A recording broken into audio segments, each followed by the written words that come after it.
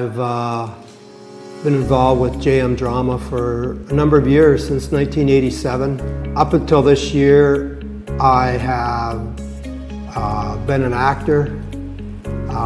This is my first directing a play. The last play I was in, I kept on going up to the director and with suggestions.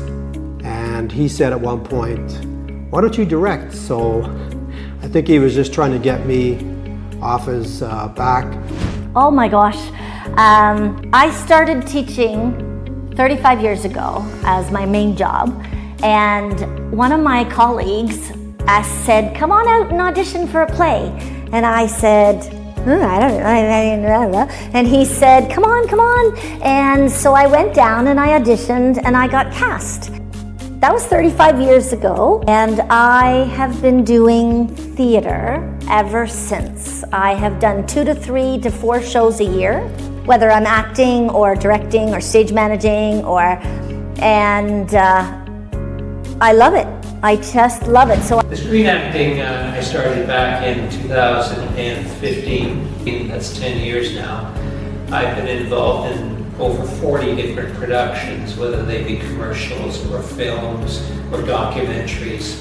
And I've enjoyed it. I've had a lot of fun. It's kind of become my second career. So the play that we're doing is called Harvey. Harvey was written by a woman named Mary Chase, an American playwright, journalist, author. She wrote the play during the Second World War. That was a time when everybody, it was a pretty heavy time where people were off fighting in the war, there were shortages at home. And she thought, I want to write a funny play to help people pick spirits up and stuff like that. The play was actually first staged on Broadway in 1944. And it was an immediate success. And it ran for 4 years. And I think it's one of the top running plays on Broadway. I think for non-musicals, it's the 7th longest run. It's an interesting story. It's a story about a man, Elwood P. Dowd, and he's just a nice, pleasant fellow, lives with his sister and his niece. But his best friend is a 6-foot tall, invisible white rabbit.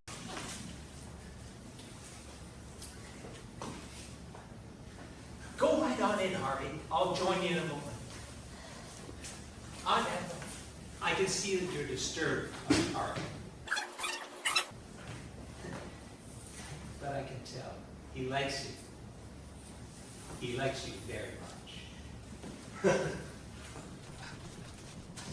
Some tea, perhaps? I play Vida Louise Simmons, and I am the younger sister of the character in the play who sees the imaginary white rabbit. Elwood's a really neat character. I love Elwood. He is the type of person, he's your ideal gentleman. He's completely polite and, doesn't get angry, may get a little upset sometimes, especially with Harvey, but it's the kind of character where you can see that Harvey is a little different and Elwood is a little different because of that. The play's 81 years old. It's a good observation to see how far have we come, let's say, in dealing with people who are viewed as peculiar, mental health, and are we better or worse at dealing with these people? You'd think he would be the crazy one, but she's kind of crazy herself. She wants her daughter and herself to be accepted in society, and having a brother who sees an imaginary rabbit really isn't what she wants, so she wants to put him in a sanitarium. And unfortunately, when she goes to do that, they mix it up and they put her in the sanitarium instead of him. Elwood, darling, can I see you for a moment here? Yes, sister. Excuse me, Harvey. She's very fun to play. Now, because Elwood sees Harvey, everyone thinks he's a bit loony, but I think one of the messages we can get out of Harvey is that it allows us or tells us to be a little more tolerant of people that aren't exactly like us, and they may be a little different. My character gets to go, she kind of goes off the road. She's kind of crazy. She's like always talking and she talks a lot. And she mumbles and she's all excited and she's very, very aware of everybody around her, but she sees nothing. Yes, this is Mrs. Simmons. Should you come in the clothes you have on? Well, she's a crazy woman. I seem to play crazy women very well. A character that's, appearing normal in many regards. Elle was a little different, but that's okay. People are allowed to be different. And the third thing, I think this is the most important thing about this play, is it's a comedy. It is a comedy, yes. It is meant to bring joy and make you laugh. So it's very, very well written. When I'm playing comedy, it's fun because you can be silly. What I like about doing comedy is it feels like a conversation with the audience. I mean, you're so focused on doing your lines, listening for your cue, moving over to there, having your proper facial expressions. But you also have to be listening to the audience. You have to dance with the audience. People seem to appreciate having those lighter moments. They like to laugh. Nobody likes to cry. Met them both in audition, and immediately in the audition process, as soon as they both walked in, I said, wow, that's for Mark. I said, wow, I hope this guy is our Elwood. And he auditioned very well. He had a lot of experience. He actually came dressed to the audition as he thought Elwood would dress. The plays, like I said, are strictly amateur. I don't get paid for these, but I still enjoy them because it gets me out to meet lots of really fine people, and the actors and actresses I have had to work with are extremely good. And I enjoyed it. It's just my thing. Same as Michelle. As soon as she walked in, it was like, oh my goodness, I think we found our Vita. And again, she auditioned, and she didn't have one audition piece. I think she gave us 3 audition pieces. Tim is great. He's very calm and he watches the whole thing and picks out really, really important things to notice. And I'm like, oh, I never would have thought of that. That's a great idea. That's what the director does, and he's fabulous at it. They all work as a really big team in JM Drama.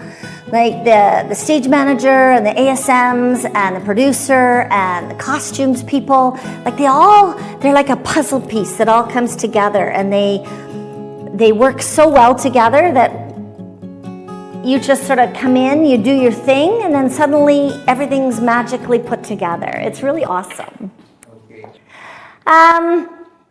No, I've never really gone in that direction. I know lots of people who have gone from stage and gone into like commercials and TV and films and stuff.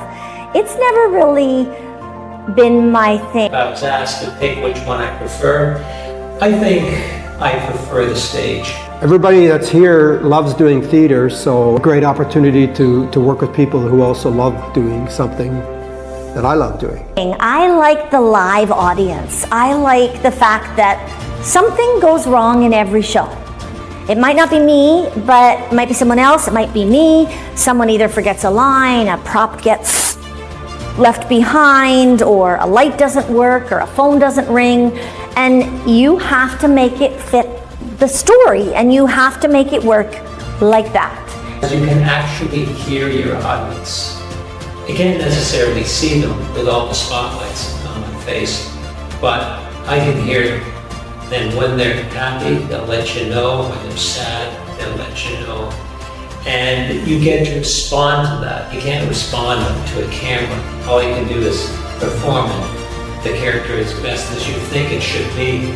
But the feedback that you get on stage from your audience is irreplaceable. One of the funny things you can do in theater is have chaos, or just it's just totally out of control, and how people react to that. I've been doing this a long time. If they give me a role, I will take it. Film makes you famous, TV makes you rich. but the stage makes you good.